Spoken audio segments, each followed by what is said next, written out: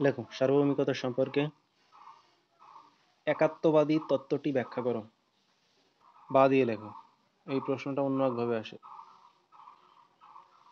সার্বভৌমিকতা সম্পর্কে জন অস্টিনের একাত্মবাদী তত্ত্বটি ব্যাখ্যা করো।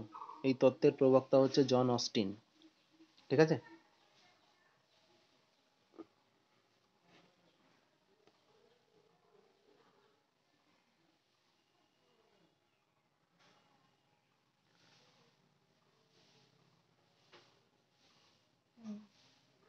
তারপর লেখো। উত্তর লেখা শুরু করবে। এখানে একটু ভূমিকা হবে, তারপর এর মূল বৈশিষ্ট্যগুলি হবে, যে এই তত্ত্বটি আসলে কি বলতে যাচ্ছে। এরপর হবে এই তত্ত্বের কি কি সমালোচনা আছে। হ্যাঁ? না না, পয়েন্ট করতে হবে না, ভূমিকা বলে একটুখানি ছেড়ে একটা প্যারা তৈরি করবে ছোট। লেখো একাত্মবাদী তত্ত্ব সার্বভৌমিকতার একটি গুরুত্বপূর্ণ দার্শনিক ও রাজনৈতিক ধারণা। সার্বভৌমিকতার একটি গুরুত্বপূর্ণ দার্শনিক ও রাজনৈতিক ধারণা, কমা দাও, যা মূলত ব্রিটিশ চিন্তাবিদ জন অস্টিন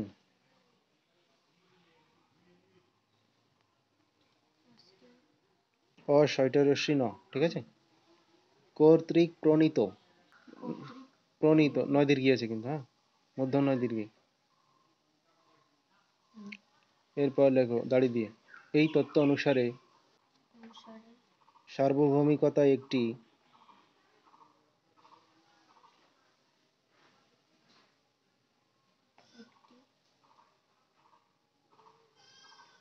চরম অখণ্ড ও অবিভাজ্য ক্ষমতা।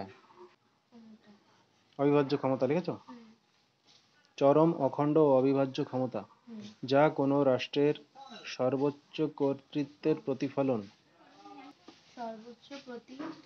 সর্বোচ্চ কর্তৃত্বের, ক তয় রি তয় বয়কার র। এখানে দেখো একাত্মবাদী ধারণায় কি বলেছে, সবার উপরে রাষ্ট্র, তাই তো? এই রাষ্ট্রের যে ক্ষমতাটা দেওয়া হয়েছে, সেই সর্বোচ্চ ক্ষমতা হচ্ছে কি, তার সার্বভৌমিকতা। এখন এই যে যারা একাত্মবাদী তাত্ত্বিক, এরা বলেছে যে এই ক্ষমতাটা থাকবে একেবারে কেন্দ্রীভূত, সম্পূর্ণভাবে এই ক্ষমতাটা থাকবে একটা রাষ্ট্রের। রাষ্ট্র ছাড়া এই ক্ষমতা অন্য কারো থাকবে না, এবং সেটা থাকবে চরম অখণ্ড এবং অবিভাজ্য। এবং বহুত্ববাদী যে তাত্ত্বিকরা আছে, ওরা বলেছে না, যে এই ক্ষমতাটা, এতটা ক্ষমতা একটা রাষ্ট্রকে দেওয়া যাবে না, সেটা বিভিন্ন ভাগে ভাগ করে দেওয়া হবে। হ্যাঁ, রাষ্ট্র একা যে একেবারে সম্পূর্ণ দেশটা চালায় তা তো না। যেমন তোমার ফ্যামিলি ম্যাটারে, তোমার যে যে রাজ্যে বসবাস করো বা যে এলাকায় থাকো, সেখানে দেখবা ছোট ছোট ছোট ছোট করে একটা ছোট ছোট সংগঠন আছে, তাদের হাতেও কিছু কিছু ক্ষমতা আছে। তো এইভাবে যে ক্ষমতা আছে তার বিকেন্দ্রীকরণ করতে হবে, এবং থাকবে সেরকম ভাবে, যে চরম ক্ষমতা রাষ্ট্রের হাতে দিতে হবে, সেটা দেওয়া যাবে না। এটা বলেছে বহুত্ববাদী যারা, তারা। এবং এই যে যারা একাত্মবাদী আছে, এরা বলেছে না, ওদের ক্ষমতা থাকবে, কিন্তু সব থেকে বড় যে চরম ক্ষমতা, সেটা থাকবে রাষ্ট্রের হাতে। বোঝা গেল? এবার দেখো এদের মূল বৈশিষ্ট্যটা কেমন আছে, এটা পড়লে জানা যাবে। এবার এবার লেখো মূল বৈশিষ্ট্য, মানে একাত্মবাদী সার্বভৌমিকতার মূল বৈশিষ্ট্য। পয়েন্ট করে করে লিখবা। হ্যাঁ, ছোট ছোট পয়েন্ট হবে। এবার সার্বভৌম শক্তির একক আধার, মানে রাষ্ট্র সার্বভৌম শক্তির একক আধার। শক্তির একক আধার রাষ্ট্র।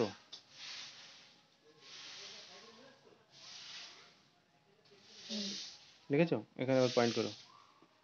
দেখো একত্ববাদী দৃষ্টিভঙ্গি অনুসারে, কমা দাও,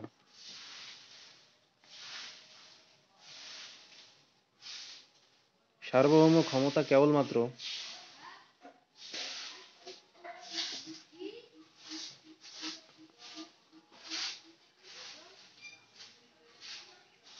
একক কর্তৃপক্ষের হাতে ন্যস্ত থাকবে, যা অবিভাজ্য ও চূড়ান্ত। পরে পয়েন্ট করো, দাড়ি দিয়ে লেখো। আইন প্রণয়নের সর্বোচ্চ ক্ষমতা। লেখো জন অস্টিনের মতে সার্বভৌম হলো সেই ব্যক্তি বা প্রতিষ্ঠান যিনি বা যারা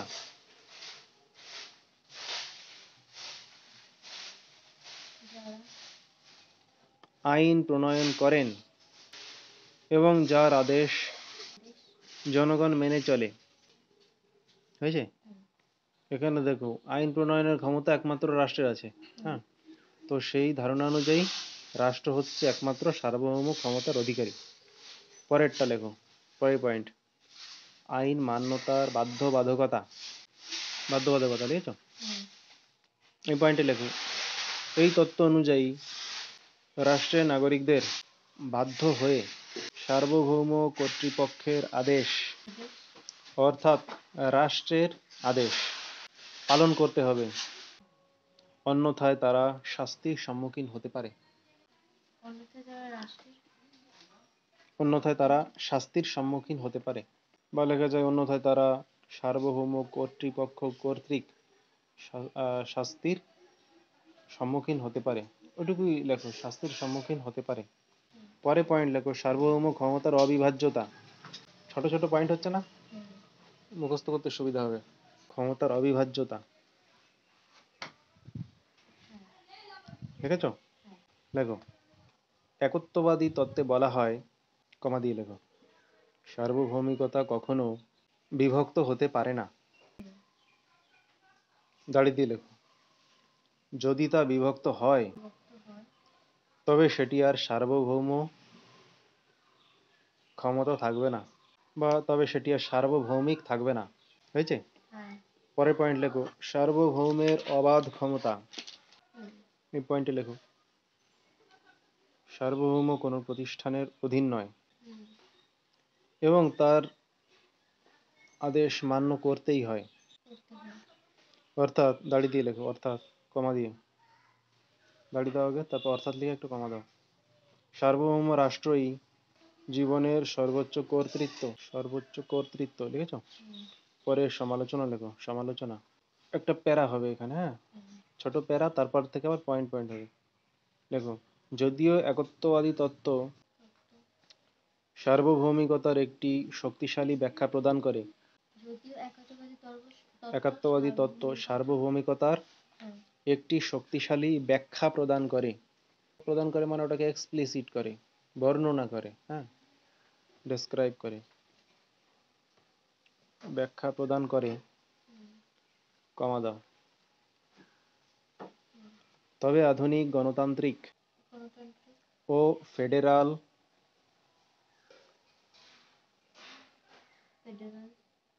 শাসন ব্যবস্থায় এটি অনেক সমালোচনার সম্মুখীন হয়। দাড়ি দিয়ে লেখো, যেমন এটি অনেক সমালোচনার সম্মুখীন হয়।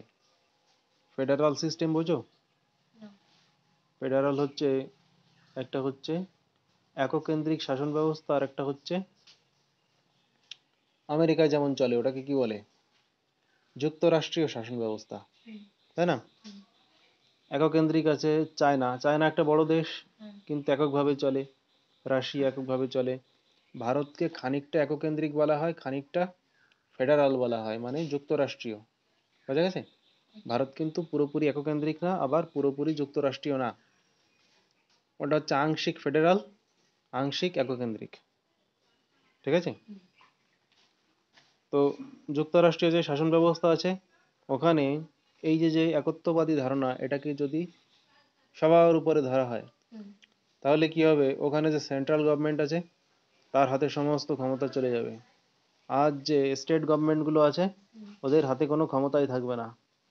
তো পুরো সিস্টেমটাই নষ্ট হয়ে যাবে। এই জন্য ওদের ক্ষেত্রে এটা মান্য করা হবে না। ঠিক আছে? পরের পয়েন্ট লেখো তাহলে, ফেডারাল শাসন ব্যবস্থার বাস্তবতা। লিখেছো? হ্যাঁ, আপনি দিয়ে লেখো, যুক্তরাষ্ট্র, কমা, ছয়টা রফালা, রফালা দিয়েছো? ওটা টয়টো হয়ে যায় কিন্তু, রফালাটা ওইভাবে দিবা না। যুক্তরাষ্ট্র, কমা দিয়ে লেখো, ভারত সহ আর যুক্তরাষ্ট্রকে কিন্তু একসঙ্গে লাগবে, মাঝখানে স্পেসটা দিও না। হ্যাঁ, ভারত সহ অনেক দেশে দেশে সার্বভৌম ক্ষমতা ক্ষমতা কেন্দ্রীয় সরকার ও রাজ্য সরকারের মধ্যে বিভক্ত। কেন্দ্রীয় সরকার ও রাজ্য সরকারের মধ্যে মধ্যে বিভক্ত, লিখেছো? হুম, এখানে দেখো, ভারতের ক্ষেত্রে হুম, কিছু কিছু ব্যাপার আছে যেগুলো কেমন থাকে, রাজ্য তালিকা, কেন্দ্র তালিকা, যুগ্ম তালিকা, এরকম তালিকা থাকে। হ্যাঁ, হুম, তো ওইগুলোতে যেগুলো সেন্ট্রালের তালিকা থাকে, হুম, কেন্দ্র তালিকা, ওইগুলোতে কেন্দ্রীয় সরকার এককভাবে আইন প্রণয়ন করে, রাজ্যের কোনো সম্মতির দরকার পড়ে না। কিছু কিছু থাকে রাজ্য তালিকা, ওইগুলোতে রাজ্যগুলো এককভাবে আইন প্রণয়ন করে, এবং সেই আইন কি করে, তোমার ওই রাজ্যপাল গভর্নরকে দিয়ে স্বাক্ষর করিয়ে আইন হয়ে যায়। বোঝা গেল? সেটা সেন্ট্রাল পর্যন্ত যায় না। কিছু কিছু থাকে যুগ্ম তালিকা, ওইগুলোতে রাজ্য সরকার এবং কেন্দ্রীয় সরকার উভয় সরকার একসঙ্গে মিলে আইন প্রণয়ন করে। বোঝা গেল? হুম, কিন্তু আমরা যদি একাত্মবাদী ধারণা ধরি, তাহলে এই যে রাজ্য সরকারগুলো আছে, স্টেট গভর্নমেন্ট, এদের হাতে কোনো ক্ষমতাই থাকবে না, যেটা সমস্ত সিস্টেমটাকে নষ্ট করে দিতে পারে। বোঝা গেল এটা? হুম। পরেরটা লেখো, সংবিধান ও মৌলিক অধিকারের গুরুত্ব। পরের পয়েন্টে সংবিধান ও মৌলিক অধিকারের গুরুত্ব। অধিকারের গুরুত্ব হুম, পয়েন্ট করেছো? হুম। দেখো, আধুনিক গণতান্ত্রিক ব্যবস্থায় ব্যবস্থা সার্বভৌমিকতাকে কথাকে সংবিধান ও মৌলিক অধিকার দ্বারা দ্বারা নিয়ন্ত্রণ করা হয়, যা অস্টিনের তত্ত্বের সঙ্গে সাংঘর্ষিক। অস্টিনের তত্ত্বের সঙ্গে, তয়ব একার র, তয়ব একার আছে, হ্যাঁ, তত্ত্বের সঙ্গে সাংঘর্ষিক। সাংঘর্ষিক মানে একটাকে নিলে আরেকটাকে ছেড়ে দিতে হবে। হ্যাঁ, সাংঘর্ষিক। হ্যাঁ, সয়াকার অনেশ্বর ঘ, তারপর হচ্ছে তোমার পেট কাটার সয় রস্যি আছে, তার সঙ্গে উপরে তোমার কি বলে, রেপ। রেপ, তারপর ক, সাংঘর্ষিক। লিখেছো? আচ্ছা। দাড়ি দাও।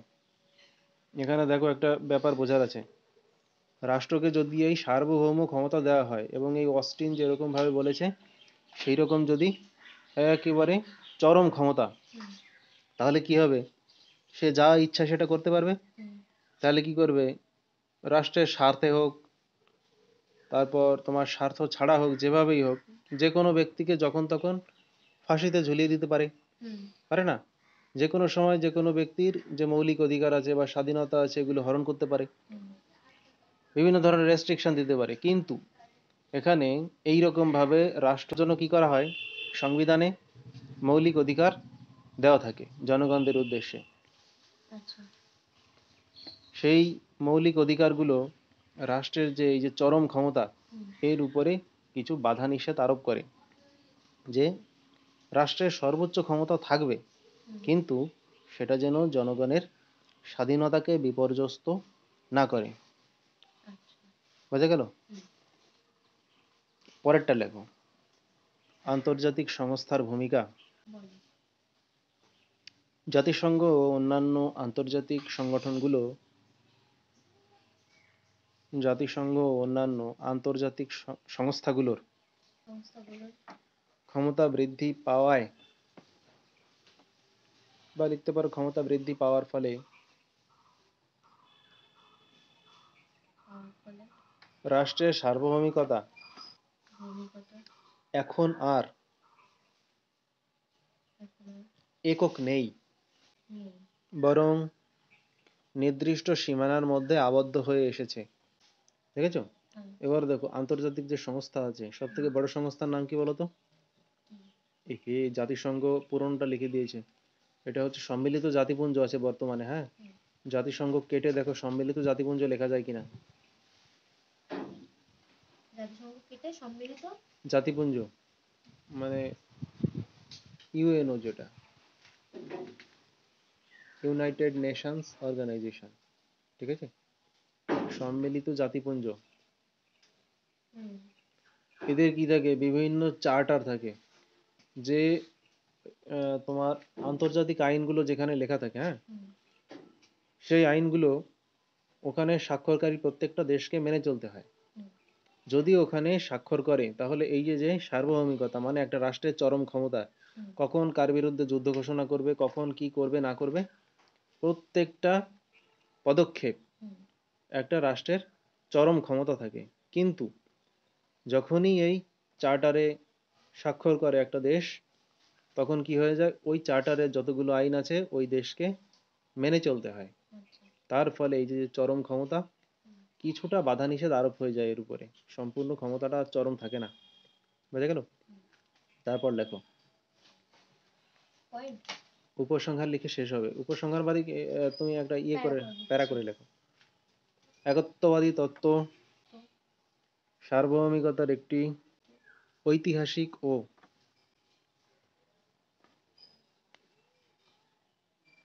ও প্রভাবশালী ধারণা হলেও আধুনিক সময়ে এটি পুরোপুরি কার্যকর নয়। হুম দাঁড়িয়ে দাও।